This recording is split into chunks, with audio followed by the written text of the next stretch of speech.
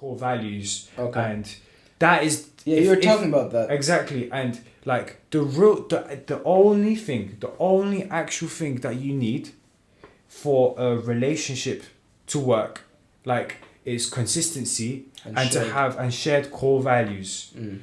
Romantic love, as much as it's fantastic, and giving someone flowers and taking them on a date is extremely nice, and from time to time it definitely boosts like the relationship. The core of it is core values, and like consistently reflecting and speaking and like being on the same wavelength all the time. As soon as one diverges from the other, shit hits the fan faster than you ever fucking think.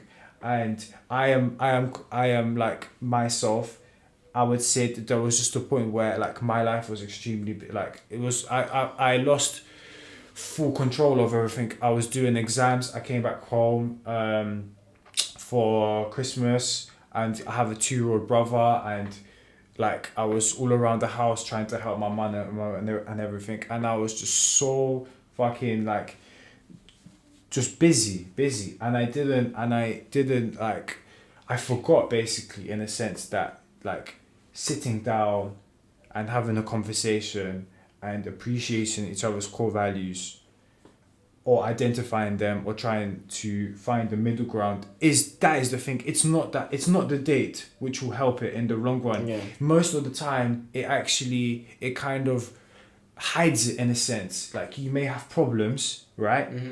And I'll take her on a date, and it will solve things. That's not like... It's like it's like putting a sticker on, putting a plaster on. Wound exactly. It's... What it is. I don't know. That's at least my theory from like I read a book called Attachment as well. I didn't read it, but I researched it. Sorry, and it talks about there's 4 main attachment styles, and I read also this book called The Art of Not Giving a Fuck by Mark Manson. Yeah, I saw an interview with him. It's such a fantastic book, because like that's where my it's his philosophy comes from Stoicism. From Marcus Aurelius.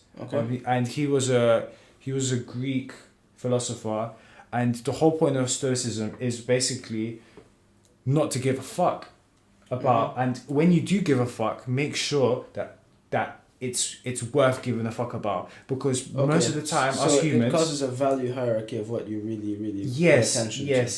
Yes, and it's the same thing like in a relationship, for example. What do you need to really specify what you guys actually give a fuck about together? Like, exactly, like the girl should sit down and ask herself, like, do you really give a fuck about these flowers? Or the guy sits down and, do you really do you care about the sex, or do you actually care about this person? Do you see what I'm saying? And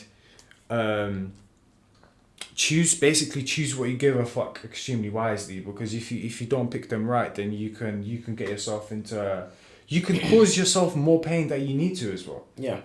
Well, I think what you say about core values is essential. I think it's really, really important. Because once you share core values, you can get past a lot of downfalls in your significant other's personality.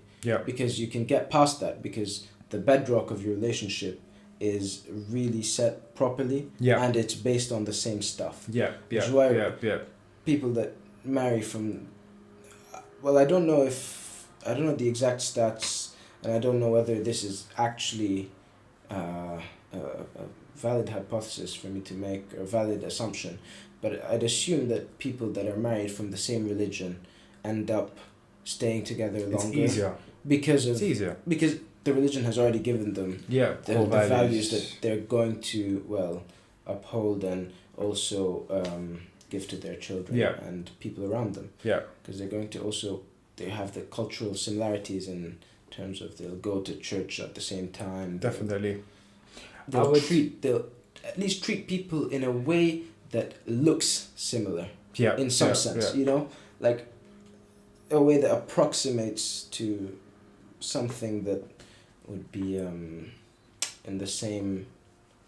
What would you classify it? It would be something same idea, in the same domain ideology of thinking, something I mean, like that. I would say, do you know what, that's true, but like reverse psychology this, I feel like if like a Muslim and a Christian are able to basically selflessly identify their core values, then they are like, I feel like they're gonna 100% work, because it's like if you're like overcoming like these basically if you're overcoming all the disparities between exactly then, and you do both identify that you do have these like core values that you both believe in, even though you're from different religions, then like I'm not denying the fact that it would work, and I think it can work. Of course it can work. But I'm saying probably the most effective marriages are the ones of people from same religion. I think that's possibly the ones that last longest. I don't know whether it's the ones that produce the best children or whatever, but I think maybe it's the one. Children. Maybe it's the one that lasts the longest because culture just because of how similar they would be in terms of how they operate and what they like and what they dislike. I agree. But also for the Muslim thing, like a Muslim, I think a Muslim woman can't marry a Christian man. Is it not like it's not allowed? Man. The man has to convert to Islam, so that the children are Muslim. Because if not, it's not in the benefit. If not, the children won't be Muslim, which isn't good, in terms of the propagation of the religion. That's not the best. Yeah, but I mean, so many people don't actually just go ahead without having their husbands convert. I think that's good. Because it's the man's decision. A lot of people do it. Yeah, but like a lot of times that's the no-go. That's the reason that people won't get married. Someone just like, they're like, oh, he's not going to convert, I'm not getting married. And actually just don't. Yeah. And it happens a lot. But that's bad.